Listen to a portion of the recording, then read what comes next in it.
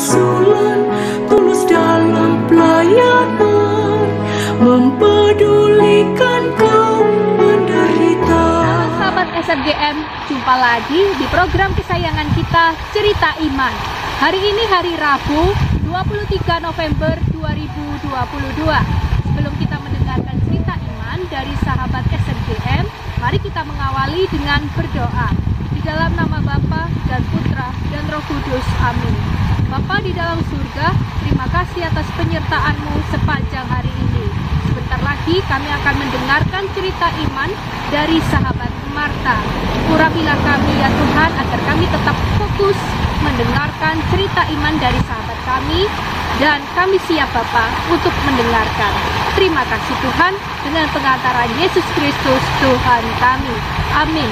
Di dalam nama Bapa dan Putra dan Roh Kudus. Amin. Sahabat, mari kita dengarkan cerita iman bersama.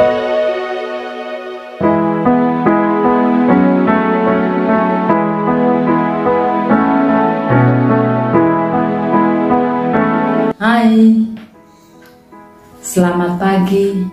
Jumpa kembali bersama saya Marta dari SMGM Lebur dalam program Cerita Iman Sahabat Insinyur Gabriel Manek, edisi Rabu 23 November 2022. Banyak hal yang membuat saya untuk belajar bergantung kepada Tuhan. Pada tanggal 8 Januari 2019, saya mengalami sakit. Awalnya saya rasa seperti tertampar, dan kepala saya seperti kena strom listrik, dan itu berlangsung agak lama, 5 menit.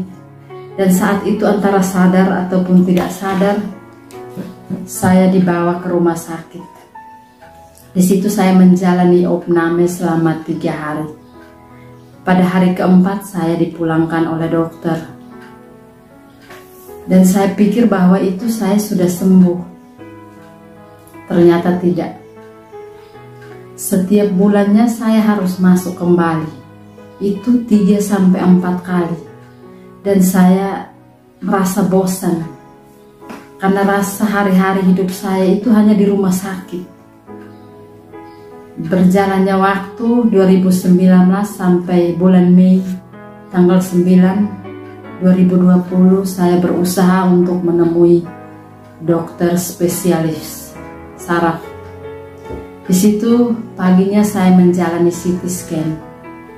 Dan saat itu saya tidak dapat hasil. Sorenya saya dipesan kembali untuk ambil hasil itu. Pada jam 4 sore, saya bersama suami kembali lagi ke rumah sakit. Setibanya di sana, saya ambil hasil di petugas, dan saat itu saya tidak bisa membuka hasil itu karena saya takut. Saya serahkan envelope itu kepada suami. Ya, suami buka dan lihat. Dalam rentetan hasil print out itu, ternyata hasilnya semua baik. Tetapi setelah kami menemui dokter saat itu, dokter bilang, tapi seperti kepala kamu itu tidak normal. Dalam hati saya berkata, saya bilang, Tuhan, kalaupun kepala saya tidak normal, saya tahu bahwa dari ujung rambut sampai ujung kaki itu milik Tuhan. Saya percaya bahwa sakit kepala saya ini akan sembuh. Dan saat itu saya mendapat vitamin saraf dari dokter. Tetapi saat saya minum, justru itu saya merasakan efek samping yang luar biasa. Saya semakin lemas, dan saat itu saya tidak berjalan lagi seperti biasanya. Tidak normal lagi seperti biasanya. Saat itu saya harus memakai tongkat sebagai alat bantu untuk bisa berjalan. Mandi, makan, itu semuanya hanya di dalam kamar tidur saja. Dan saya rasanya putus asa, kecewa, Karena saat itu saya rasa-rasa tidak melihat penyertaan Tuhan. Akhirnya secara manusiawi, saya larinya kepada tim doa. Tim doa yang saya kenal, yang diperkenalkan sama teman-teman, yang diperkenalkan sama keluarga. Saya mencari pertolongan di situ. Tetapi artinya dari waktu ke waktu pun saya tidak mengalami kesembuhan. Di situ saya sempat berpesan kepada suami. Saya bilang, kalau sekarang saya mati, saya minta tolong jaga anak-anak ini. Mereka bertiga itu adalah titipan Tuhan. Dan uang tabungan saya yang ada di bank itu hanya buat mereka untuk biaya kuliah mereka. Dan kuburan saya pun cukup sederhana. Jangan dibuat mewah. Karena saya percaya Tuhan telah menyediakan tempat itu bagi saya di dalam surga. Akhirnya di situ saya hanya bisa tidur, hanya menangis, menghabiskan waktu seperti itu terus. Sampai pada titik itu saya bilang, di manakah saya harus cari sukacita dan damai sejahtera itu? Saya ambil lagi HP yang ada di samping saya. Saya mencari channel YouTube, khotbah-khotbah yang bisa menguatkan saya.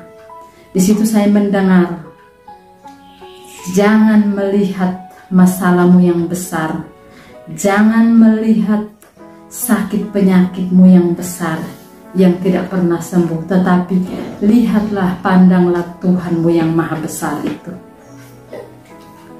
Di situ saya rasa saya berdosa. Saya bilang, Tuhan ampuni saya tidak mengandalkan Engkau. Akhirnya dari situ setiap jam 12 malam saya pasti terbangun. Di situ apa yang saya lakukan di jam-jam itu? Di situ saya hanya bakar lilin dan hanya memandang terus cahaya lilin itu. Saya tidak berkata apa-apa. Saya hanya bisa lihat terang dan saya hanya pandang salib Tuhan Yesus yang ada di dalam kamar itu. Di situ saya rasa ada kekuatan. Di situ saya rasa ada penghiburan. Dan seperti ada, saya dengar seperti bisikan, anakku, ada yang mustahil bagi aku. Di situ saya bilang, Tuhan ampuni saya. Saya yang manusia berdosa. Dari situ saya kembali lagi ke gereja. Karena dalam perjalanan waktu 2019 sampai 2020 itu saya tidak ke gereja. Karena memang saya sulit sekali untuk jalan agak berapa meter saja sudah sulit. Pandangan juga agak kabur saat itu. Tetapi saat itu saya sudah berserah. Saya ke gereja, dan saat ke gereja pertama kali waktu itu pun saya pakai tongkat. Di depan gereja saya buang tongkat itu. Pada saat lagu Tuhan kasihanilah, saya hanya menangis. Saya bilang, Tuhan ampuni saya. Sampai konsekrasi pun saya hanya menangis. Dan saat tubuh dan darah Hosti Kudus diangkat, saya bilang, Tuhan, tubuh dan darahmu adalah obat, dan saya akan sembuh. Di situ saya mengimani penuh. Akhirnya saat keluar gereja, saya tidak angkat lagi tongkat itu. Saya jalan secara perlahan, saya jalan pulang ke rumah. Di situ saya mulai hanya mau mengandalkan Tuhan. Saya tidak mau kemana-mana lagi. Dan setiap kali orang yang mengajak saya, dia bilang, tapi sampai sekarang pun kamu belum sembuh. Saya bilang, sekarang saya tidak meminta lagi kesembuhan. Yang penting sekarang saya masih bisa berjalan. Sekarang saya bisa makan, saya bisa tidur nyenyak. Itu sudah sangat cukup buat saya. Akhirnya saya ambil Alkitab, Saya tidak tahu harus buka di bagian yang mana yang bisa langsung menguatkan saya.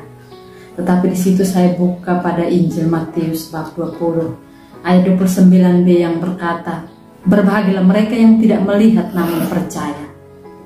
Di situ saya semakin kuat. Saya bilang, Tuhan, kalaupun saat ini, detik ini, saya tidak mengalami kesembuhan, tetapi saya mau katakan Tuhan baik, Tuhanku baik dan sangat baik. Kenapa saya katakan demikian? Karena saya sudah bisa berjalan, harus karena melepas tongkat itu sudah sangat puji Tuhan. Saya makan dengan baik, saya tidur yang nyenyak. Saya sudah melihat anak-anak saya. Itu sudah sangat luar biasa bagi saya. Makanya di akhir cerita iman ini saya mau berpesan kepada sahabat-sahabatku semuanya.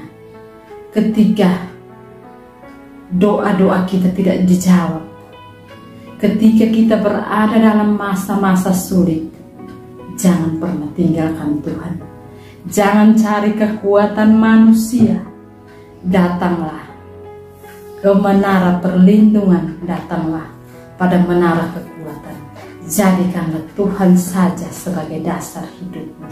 Di situ engkau akan melihat mujizat.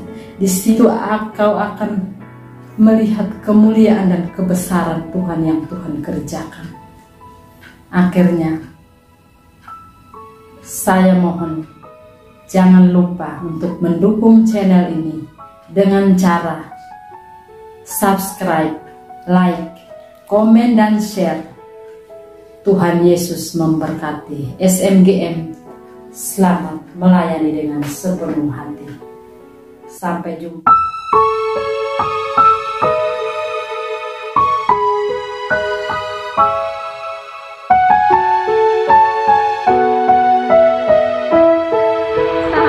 Kita mengakhiri cerita iman dengan berdoa. Di dalam nama Bapa dan Putra dan Roh Kudus, amin.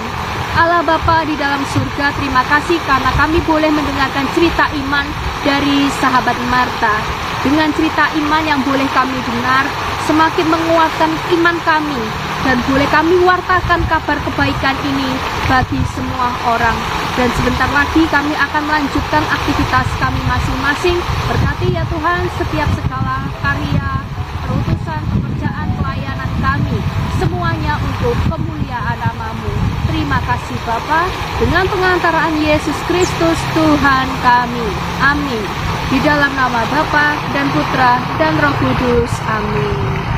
Wow, cerita iman tadi sungguh luar biasa ya. Dan terima kasih juga sahabat SMGM yang telah mengikuti cerita iman dari awal sampai akhir. Jangan lupa selalu like, comment, subscribe, klik tanda lonceng di channel ini. Sampai jumpa di edisi cerita iman berikutnya. Tuhan Yesus memberkati.